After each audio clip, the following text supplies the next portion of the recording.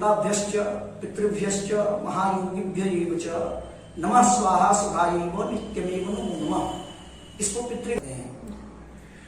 इसमें क्या नहीं करना चाहिए, उतना इस दुनिया से लिए हम उतना दे करके जाए।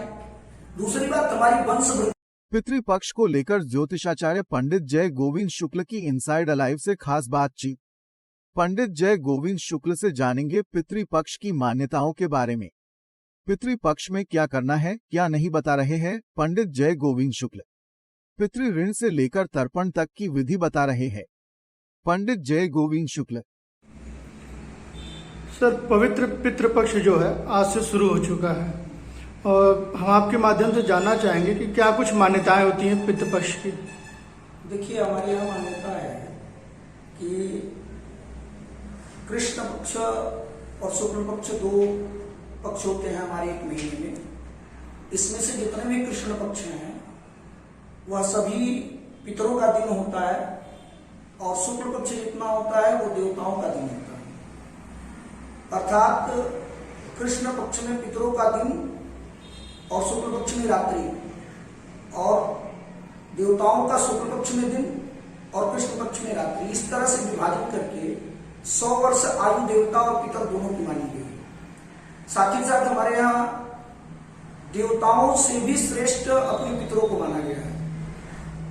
और पितृपक्ष जो ग्वार महीने के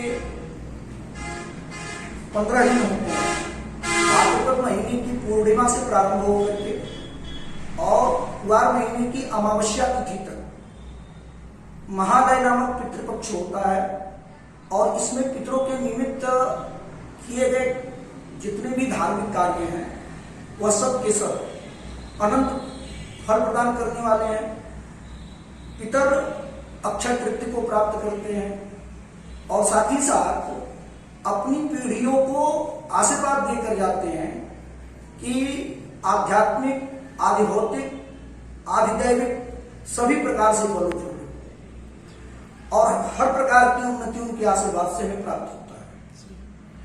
सर, इन दिनों को लेकर के लोगों में काफी भ्रांतियां होती हैं, तो हम आपके माध्यम से जानेंगे कि इन दिनों में क्या कुछ करना चाहिए और क्या कुछ वर्जित होता है। देखिए,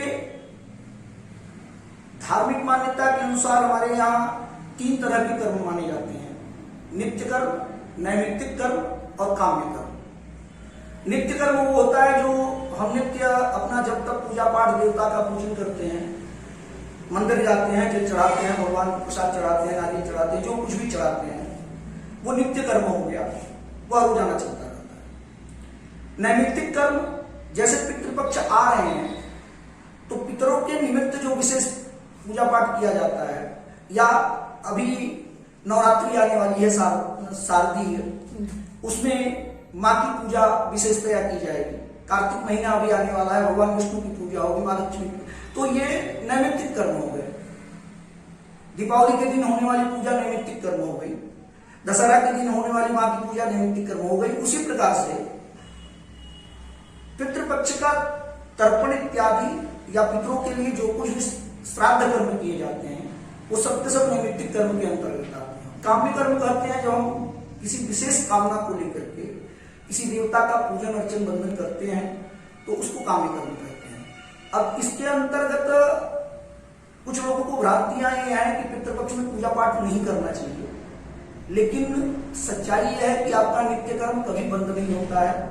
यहाँ तक कि जब सूतक काल होता है उसमें भी मानसिक तौर पे आप अपने इष्ट के मंत्र का, अपने गुरु के द्वारा प्राप्त मंत्र का, या जो नित्य पूजा पाठ करते हैं उसको मानसिक तौर पे कर सकते हैं। बाह्य आवरण, बाह्य क्रियाकलाप बंद हो जाता है, कर्मकांड बंद हो जाता है। तो नित्य कर्म तो कभी बंद ही नहीं होते। नैमित्तिक कर्म, इसमें केवल पितरों की पूजा बढ़ जाती है। पितृपक्ष में सारे देव पूजा चलते हुए पितरों की पूजा केवल बढ़ जाती है, इतनी सी बात है। अब करना क्या चाहिए? पितरों के निमित्त श्रद्धापूर्वक किए जाने वाला हर कार्य श्राद्ध कहलाता है। श्राद्ध माने जो श्रद्धा से अर्पण किया जाए।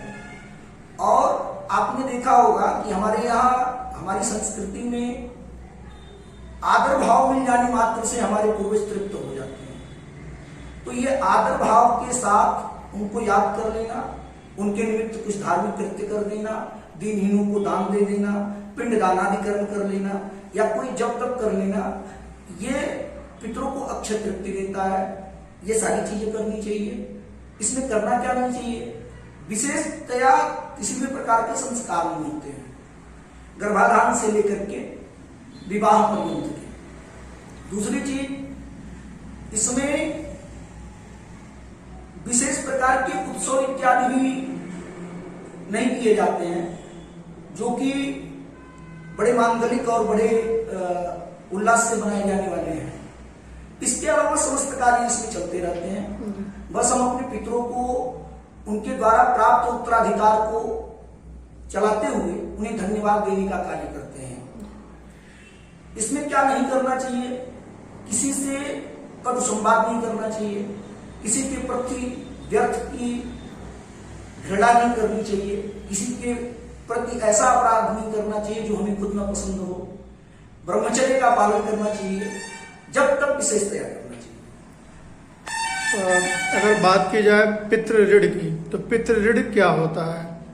देखिए, हमारे यहाँ जैसे हमारे पिता ने एक गृहस्थी सजा करके अपने सामर्थ्य के अनुसार हमें पढ़ा लिखा करके उत्तराधिकार के रूप में वो गृहस्थी सौंपा कि अब तक मैं इस कार्य को कर रहा था, अब तुम करना।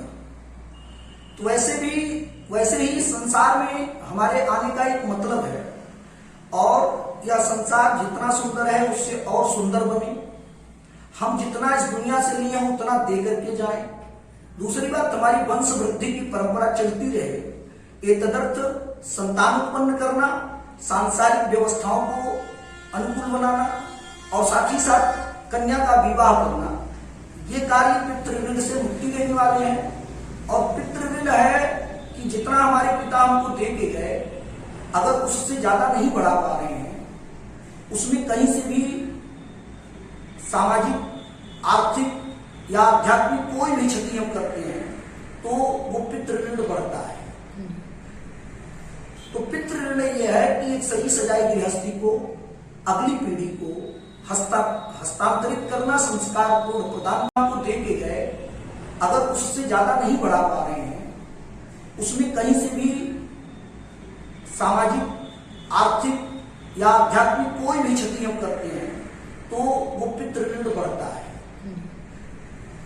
तो पितृ ऋण यह है कि एक सही सजाई गृहस्थी को अगली पीढ़ी को हस्तांतरित करना, संस्कार को प्रदान करना, ये पितृ ऋण माना जाता है। और जब हम अपनी अगली पीढ़ी को योग्य बनाते हैं तो पितृ ऋण से मुक्त हो जाते हैं। अगर बात की जाए इसमें तर्पण की, तो तर्पण की क्या विधि होती है और क्या कुछ सामग्रियां उसमें जो है प्रयोग में लाई जाती हैं?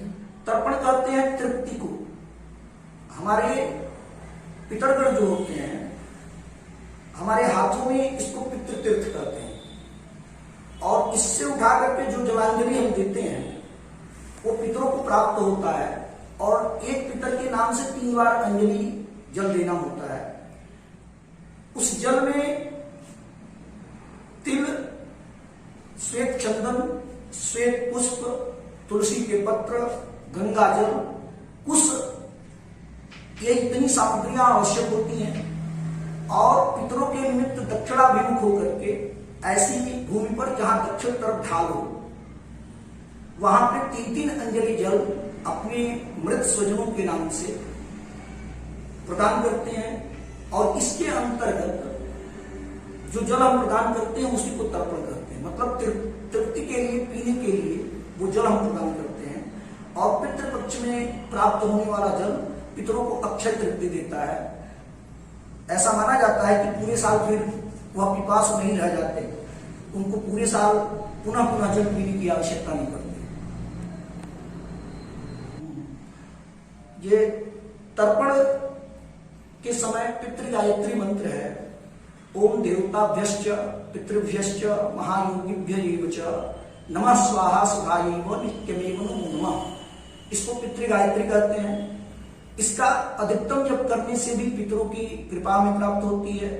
तर्पण करते समय अगर कुछ भी हमें याद नहीं है तो अपने पितरों का वो स्वरूप याद करके भी 3 अंजलि जल अगर हम देते हैं तो हमारे यहाँ की जो वंशानुक्रम के तौर पर जो जेनेटिक प्रभाव हमारा है वो हमारे द्वारा दिए गए जल से उनको तृप्त ही करता है। और चूंकि देवलोक से काफी नीचे पितरलोक है, तो इसलिए यह भी माना जाता है कि देवताओं की अपेक्षा पितरों के लिए किए गए पुण्य कार्य जल्दी फलीभूत होते हैं। जो कार्य हमारा देवता नहीं कर पाते वो सारे कार्य हमारे पितर संपन्न कर देते हैं, अगर हमारे पितृगण संतुष्ट हैं तो। जिसके पितृगण संतुष्ट नहीं है उनकी कुंडलियों में अक्सर पितृदोष पाया जाता है, और उस पितृदोष का निवारण त्रिपिंडी श्राद्ध के माध्यम से या महानारायण बलि के माध्यम से या विविध तीर्थों में जाकर के पिंडदान आदि करने से, तर्पण करने से वह पितृदोष दूर होता है। सर, इनसाइडर लाइव से बातचीत करने के लिए आपका बहुत बहुत धन्यवाद।